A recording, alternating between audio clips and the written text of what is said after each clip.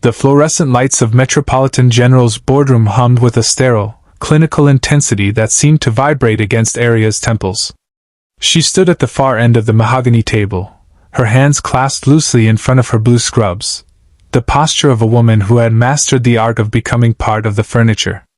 Across from her, Dr. Thomas Beckett leaned back in his leather chair, the silver trim of his expensive spectacles catching the light as he glanced at the hospital board members. "The issue, quite frankly, is a lack of fundamental drive," Beckett said, his voice carrying that polished, effortless arrogance that had defined his tenure as head doctor. He didn't look at Aria. He looked through her, as if she were a glitch in the hospital's otherwise perfect aesthetic.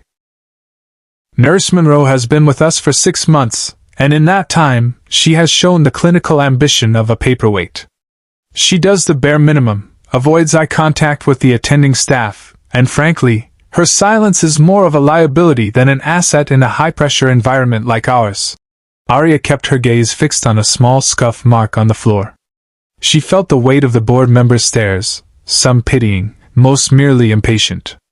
She knew what they saw. A tired, 30-something woman with hair pulled back too tightly, and eyes that had seen too many long shifts. They saw the mouse.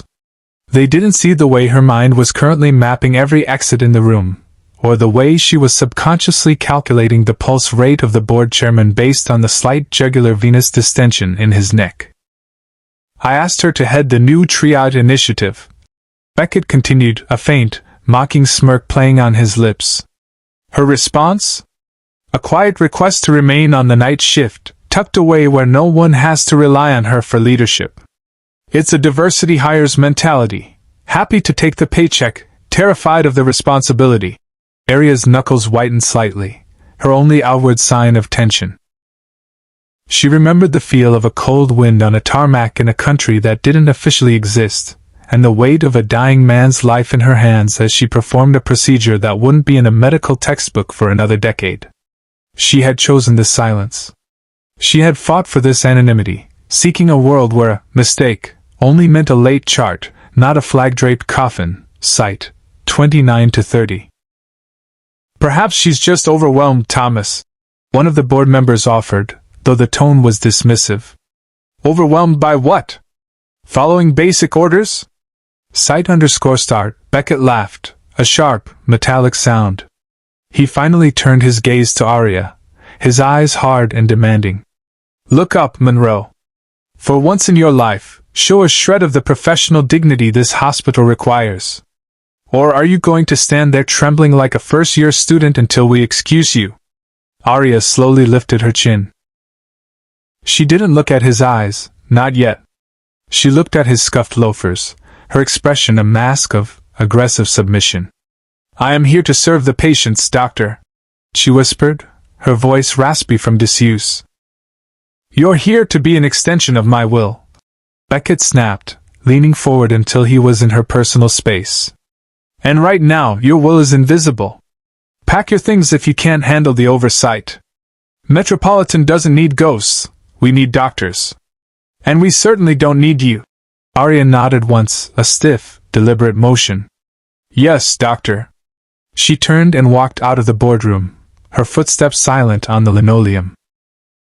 Behind her, she heard Beckett begin to discuss the hospital's quarterly surgical success rates, his voice full of the confidence of a man who believed he was the most dangerous person in the building.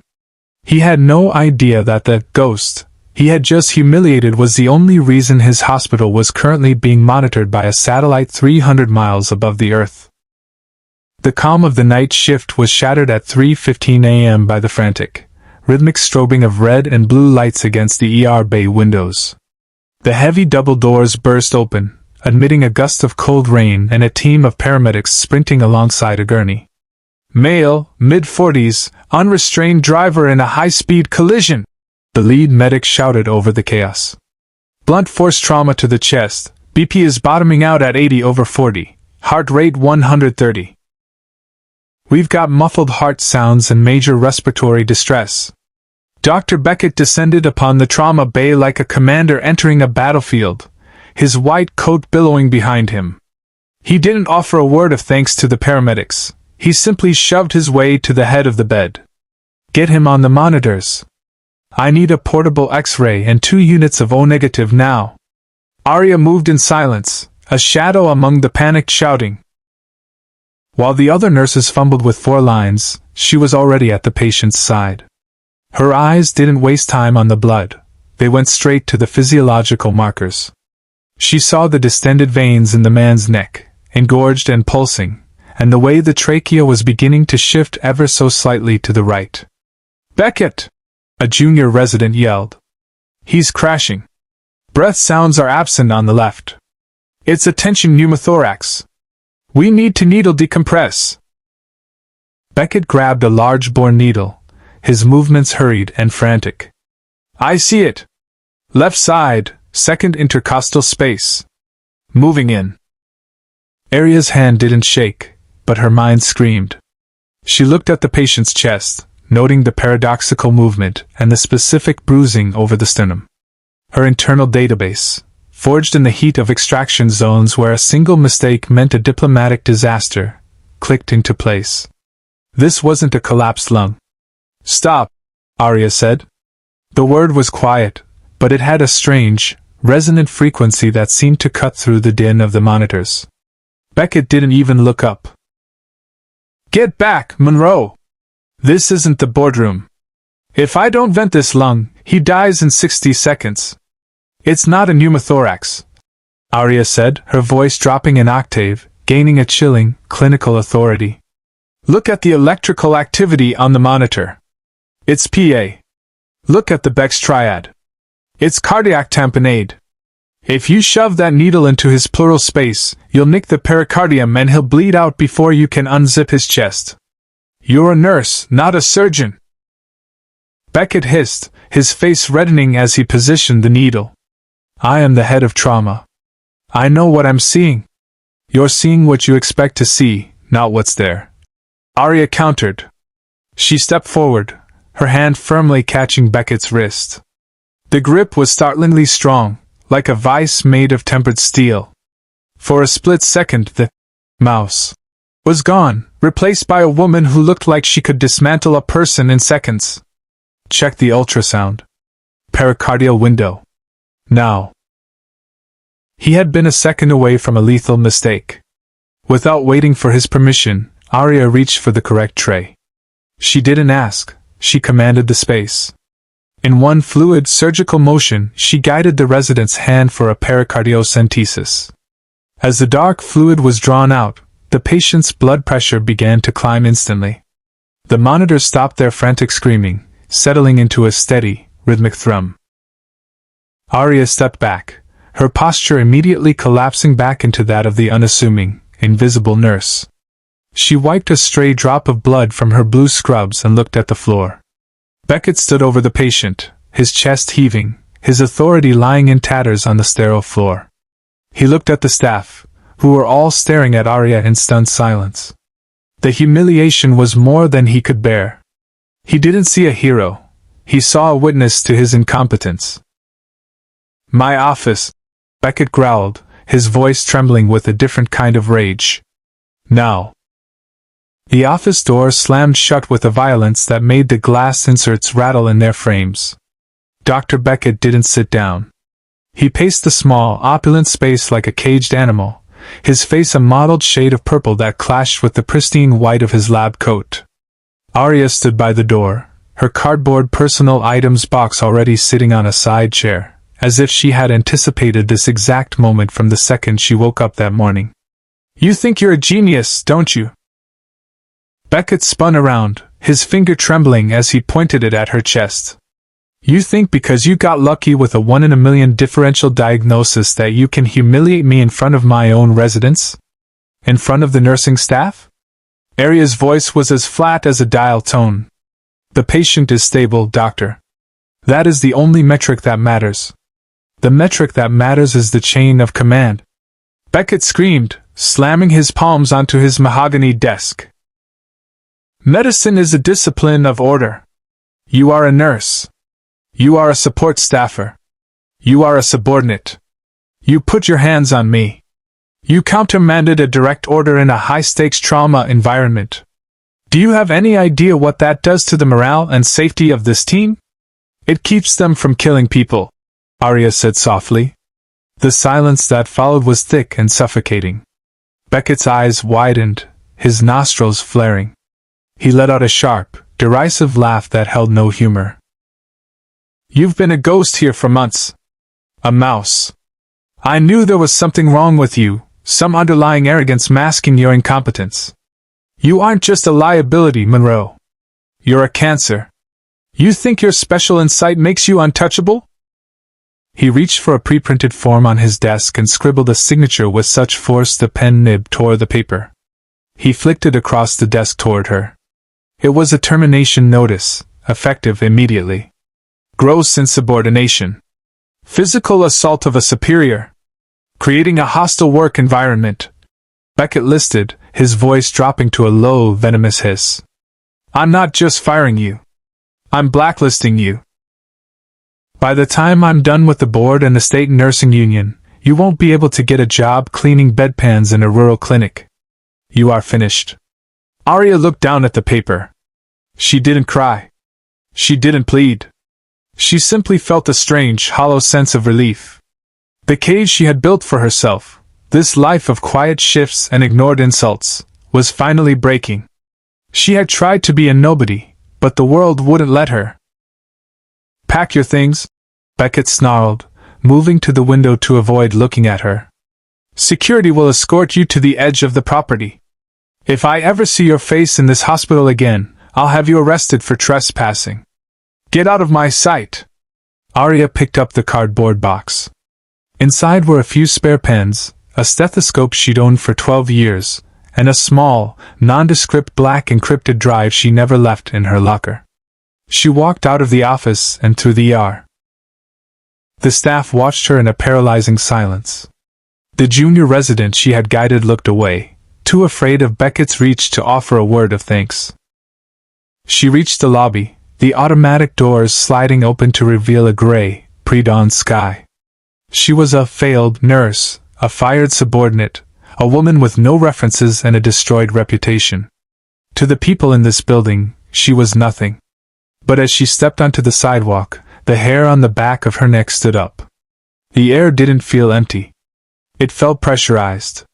From the distance, a low, rhythmic thrum began to shake the windows of the hospital, a sound she knew better than her own heartbeat. It wasn't a life flight chopper. It was the heavy, aggressive beat of an MH-60 Blackhawk. Aria didn't look back at the hospital. She looked at the horizon, where the first of 6 black SUVs swerved onto the hospital's manicured lawn, tires screaming. She tightened her grip on her box of personal items. The quiet was over. The heavy thrum of the Blackhawk grew into a deafening roar, the rotor wash whipping the hospital's decorative hedges into a frenzy and sending loose gravel skittering across the pavement like shrapnel. Aria stood her ground on the sidewalk, her oversized blue scrubs billowing in the wind. Behind her, the automatic glass doors slid open once more as Dr. Beckett marched out, flanked by the hospital's head of security and a few lingering staff members.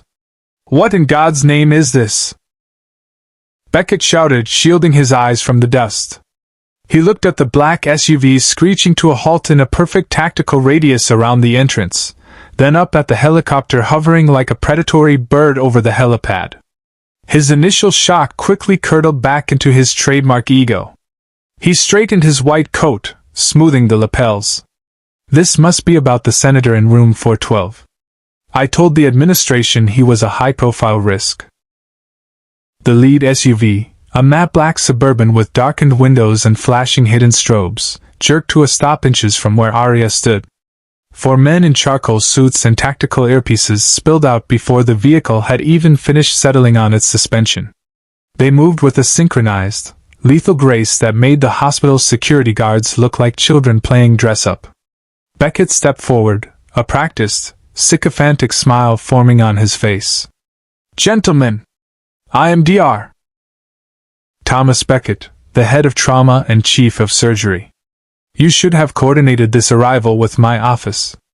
If you're here for the senator, he's stabilized, though I can take you to The lead agent, a man with a jawline like granite and eyes that scanned the perimeter with mechanical efficiency, didn't even glance at him. As Beckett reached out to touch the agent's arm, the man's hand shot out, a blur of motion that intercepted Beckett's wrist and shoved him back with enough force to send the doctor stumbling into the glass doors. "Stand back, sir," the agent barked, his voice a serrated edge. "Do not interfere with a federal extraction." Beckett gasped, clutching his chest. "Extraction? I am the ranking officer here. You can't." He stopped mid-sentence, his mouth hanging open in a silent O of disbelief. The agents weren't looking at the hospital. They weren't looking for the senator. The lead agent turned toward the quiet nurse holding a cardboard box. In an instant, the aggressive, predatory stance of the team vanished, replaced by a rigid, profound deference. The man reached up, clicked his earpiece, and spoke 3 words that chilled the air. "Asset is secure." Then, to the absolute horror of everyone watching from the lobby, the lead agent and his 3 companions snapped their heels together and bowed their heads in a sharp, synchronized motion. The lead agent took a knee on the rain-slicked concrete, looking not at the ground, but up at Aria with an expression of intense, desperate relief. "Nightingale," the agent said, his voice dropping into a tone of deep respect. "We've been tracking the signatures. We knew you were here, but the protocol remained do not disturb until 3 minutes ago. The situation has changed. The director has been compromised. We need the ghost." Aria didn't flinch at the name. She didn't look like a fired nurse anymore. She stood tall, her shoulders back, the weight of the mouse persona falling away to reveal the steel skeleton of a woman who had operated in the most dangerous shadows on Earth. She looked down at the kneeling agent, then slowly turned her head to look at Beckett. The doctor was trembling now, his face a ghostly shade of white, his eyes darting from the agent's weapons to the woman he had just called a diversity hire. "He just fired me, Miller," Aria said, her voice no longer a whisper, but a calm, terrifying command. "He said I was a liability. He said I'd never work in this town again." The agent Miller slowly stood up. He turned his gaze toward Beckett, and for the first time in his life, Thomas Beckett understood what it felt like to be the prey. "Is that so?" Miller asked softly. "Then he has no idea that he just terminated the only person in this hemisphere with a level 5 medical clearance." Miller looked back to Aria. "Ma'am, the helicopter is ready. We can level this building or we can save the director. Your call." Aria set her cardboard box on the hood of the $1 million SUV. "Let's save the director. But the doctor stays. I want him to watch how a paperweight works." The roar of the Black Hawk transitioned from a deafening howl to a rhythmic, pulsing thrum as it touched down on the reinforced concrete of the helipad. Miller led the way, his hand resting on the small of Aria's back, not to guide her, but to shield her, as the other agents formed a moving diamond perimeter. Behind them, Dr. Beckett and a handful of senior administrators followed like dazed ghosts, their expensive shoes clicking frantically to keep pace with the tactical boots of the Secret Service. "Access the secure terminal," Miller commanded as they reached the hospital's high-security trauma wing. Beckett stepped forward, his hands shaking so violently he struggled to swipe his keycard. I don't understand. Level 5 clearance? That's reserved for Department of Defense medical consultants. Nurse Monroe is a night shift hire from a temp agency. Miller didn't even look at him. He waited for the doors to hiss open, then turned his attention to Aria. He pulled a ruggedized tablet from his vest and tapped a command. "Biometric confirmation required to unlock the Nightingale protocols, ma'am. The director's vitals are crashing. We've been running the simulation, but the AI says there's only one person with the field experience to handle a neurotoxin of this grade." Aria stepped toward the terminal. She didn't look at the screen. She looked at her own reflection in the dark glass for a fraction of a second, acknowledging the woman she had tried to bury. She placed her palm on the scanner. "Identity confirmed, Commander Aria Monroe. Project Nightingale. Status, active reserve. Clearance, Level 5/Omega. The computer's voice was cool and synthetic, but it hit the room like a physical blow. The hospital staff gasped. Beckett actually stepped back, his back hitting the cold tile wall. On the screen, a redacted file began to unfurl, the black bars dissolving to reveal a history that defied everything they knew about the quiet nurse. 22 combat deployments, the junior resident whispered, reading over Beckett's shoulder. Distinguished Service Cross. Chief Medical Officer for the Ghost Program. She wasn't just a medic. She authored the manual on battlefield neurostabilization. Project Nightingale wasn't just a name, Doctor, Miller said, his eyes fixed on Beckett with a terrifying coldness. It was the designation for the most advanced mobile surgical unit in the intelligence community. Commander Monroe didn't just work in hospitals, she built them in the middle of active war zones while being shot at. She has saved more lives than you have ever seen patients. Aria ignored the chatter. Her focus was entirely on the data streaming from the director's transport pod, which was currently being wheeled into the bay by a second team of agents. He was exposed to a synthetic organophosphate, wasn't he? She asked, her voice sharp and clinical. Yes, Miller replied. A new variant. It's eating through the atropine protocols like they're water. That's because it's not just a toxin, Aria said, pointing to a fluctuating line on the monitor. It's a binary agent.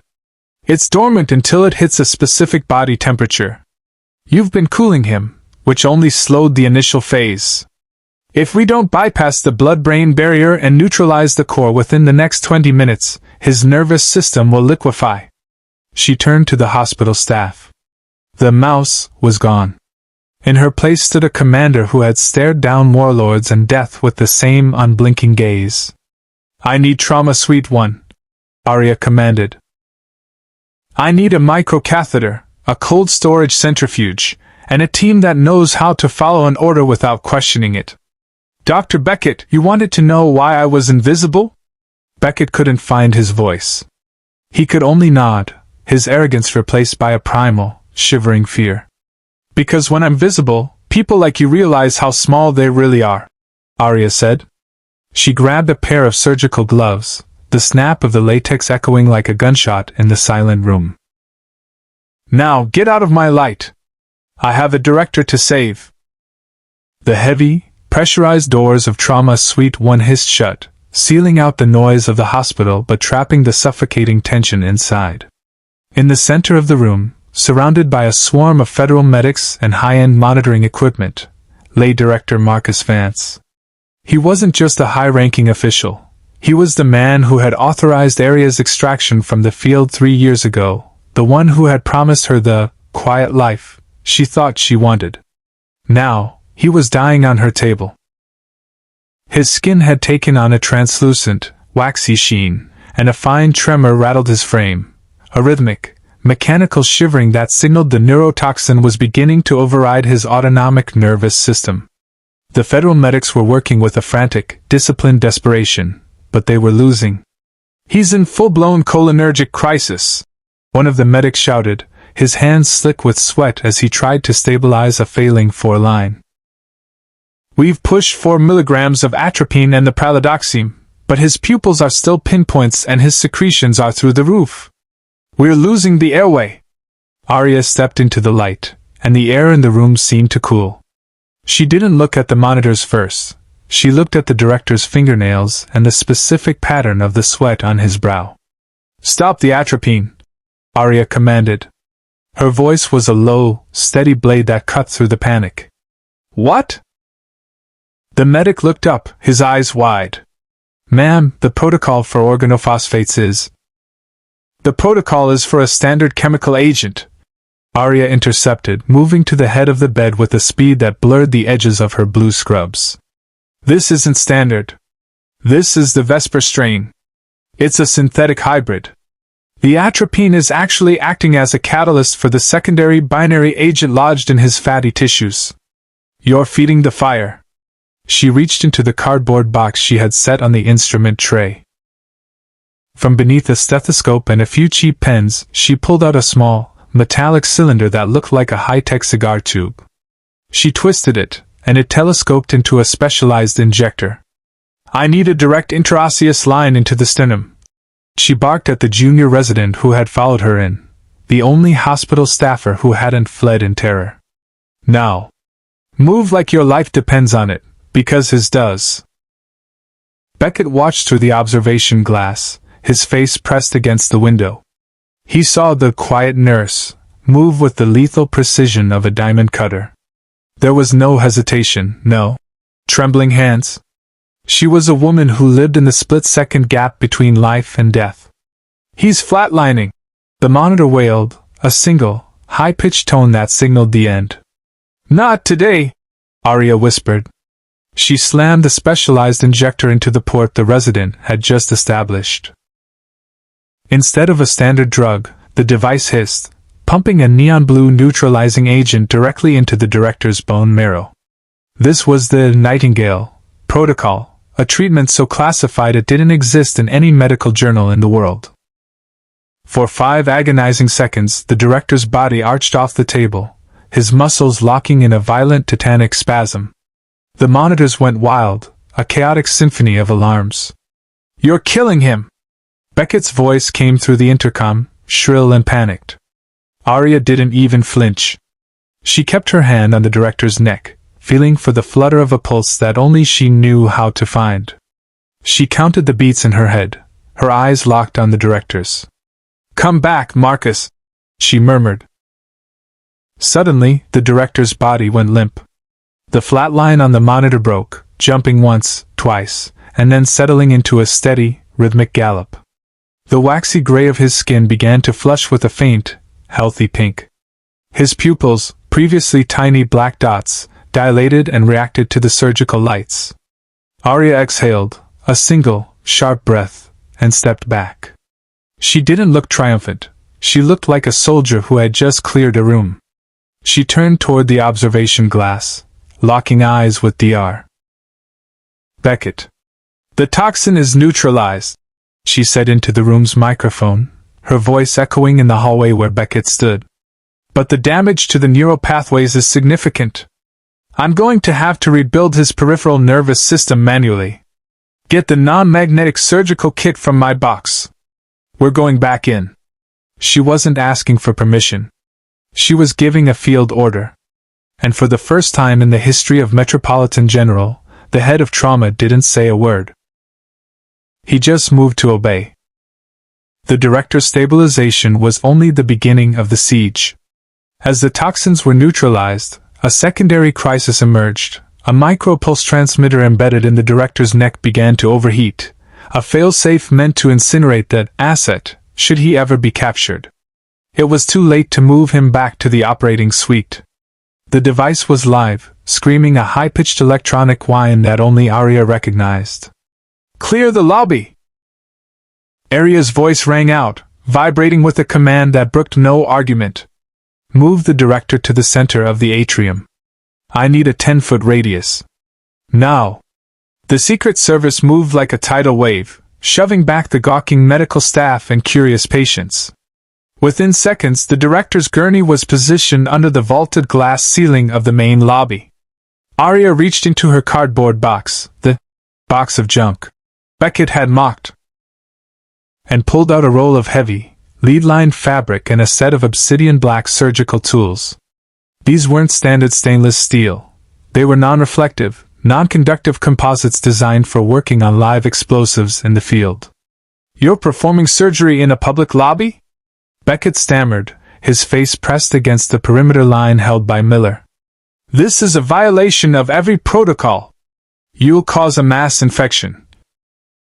"I'm preventing a mass detonation, Thomas," Aria said without looking up.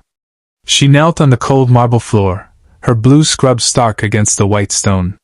She unfolded a portable, high-intensity LED array that cast a clinical, blue-white glare over the director's neck. "The transmitter is thermosensitive.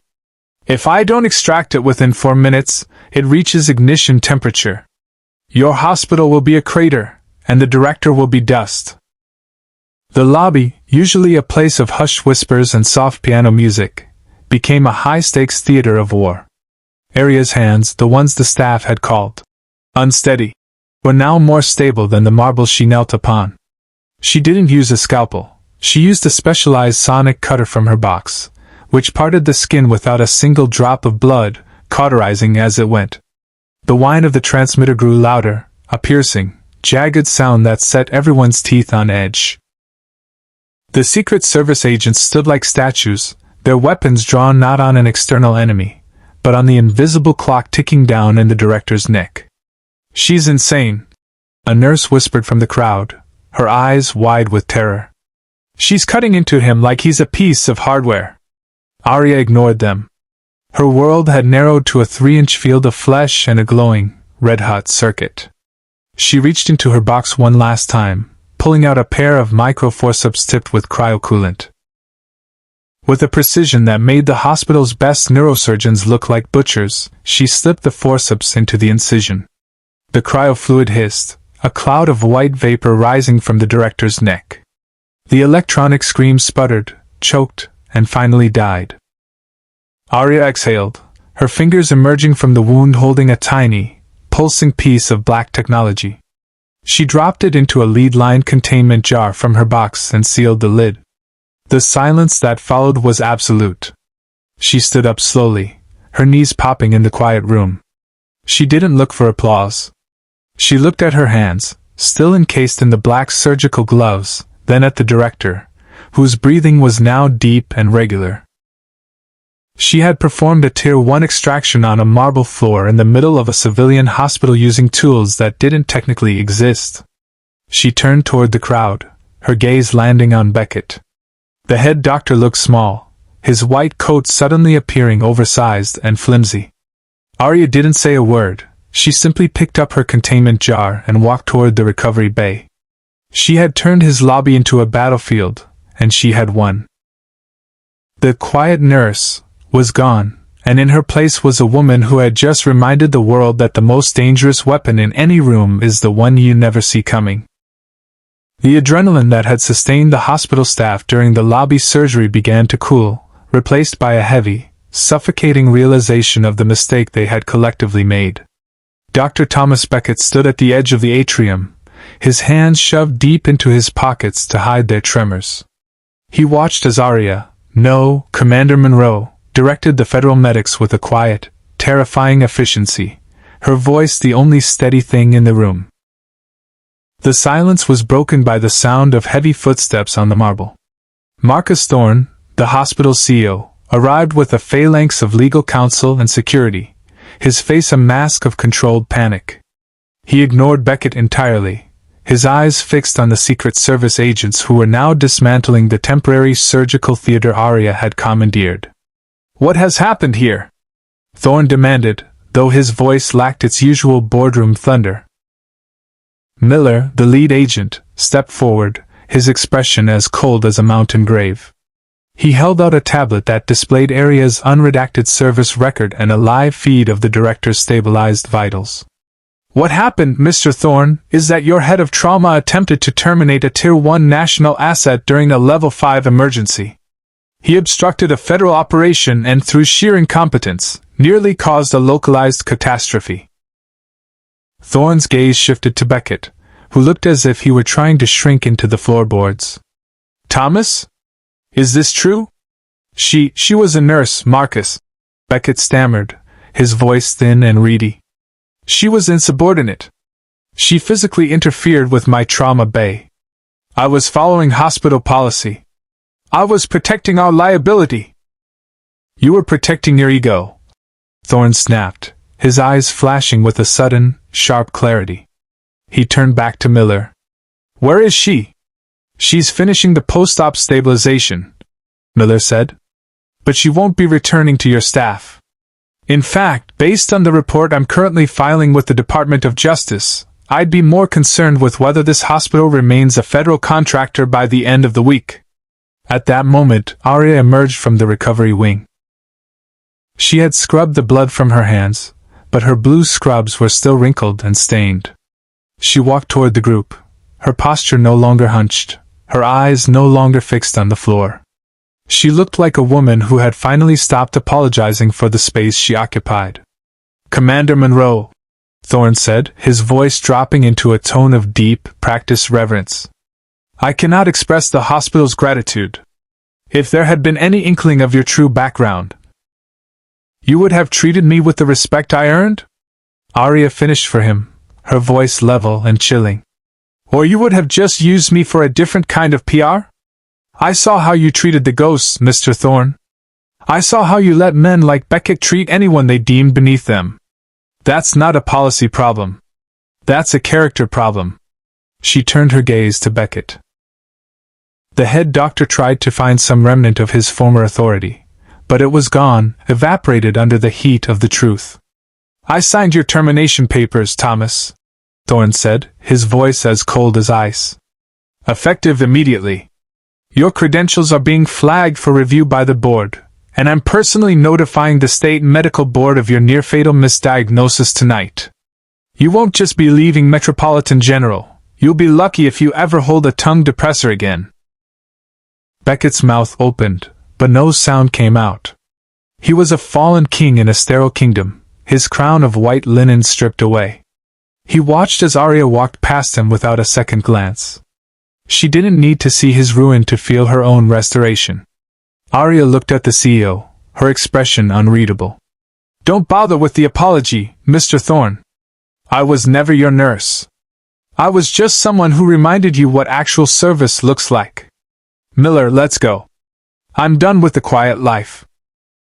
The heavy glass doors of the hospital lobby slid shut behind Aria for the final time, cutting off the sterile scent of antiseptic and the lingering air of Beckett's failed regime. Outside, the morning air was crisp and carried the sharp, metallic tang of jet fuel. The black SUVs were already idling, their exhaust plumes curling like ghosts in the dawn light. Miller stood by the open door of the lead Suburban, but he wasn't alone.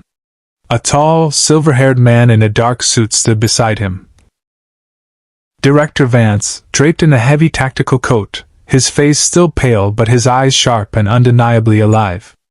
"I was told you were headed for the exit, Aria," Vance said, his voice a bit raspy but holding the weight of a man who had stared into the abyss and come back. "I figured I should catch you before you vanished into another night shift at some quiet clinic in the suburbs." Aria stopped, the cardboard box of personal items still tucked under her arm. She looked at the hospital, a place where she had tried to hide her brilliance in the shadows of the hallways, and then back at the man she had saved. "I tried the quiet life, Marcus. I thought I could make the world smaller, but it turns out the world has a way of finding you. The world needs you," Vance countered, stepping forward. "What you did in that lobby, it wasn't just medicine. It was leadership. I've seen 1,000 doctors who can follow a textbook, but I've only seen one Nightingale. I'm not here to ask you back into the field as a ghost, Aria. I'm here to ask you to lead the new National Medical Intelligence Division. I want you to build a team of medics who can do exactly what you did tonight, see what others miss and act when others freeze." Aria looked down at the box. Inside was her old stethoscope and the encrypted drive, the remnants of a woman who was tired of fighting. But as she looked at her hands, she realized they weren't trembling. For months, she had felt a phantom shake, a symptom of the trauma she tried to suppress. Now they were steady. Her voice, once a whisper designed to avoid notice, felt anchored in her chest.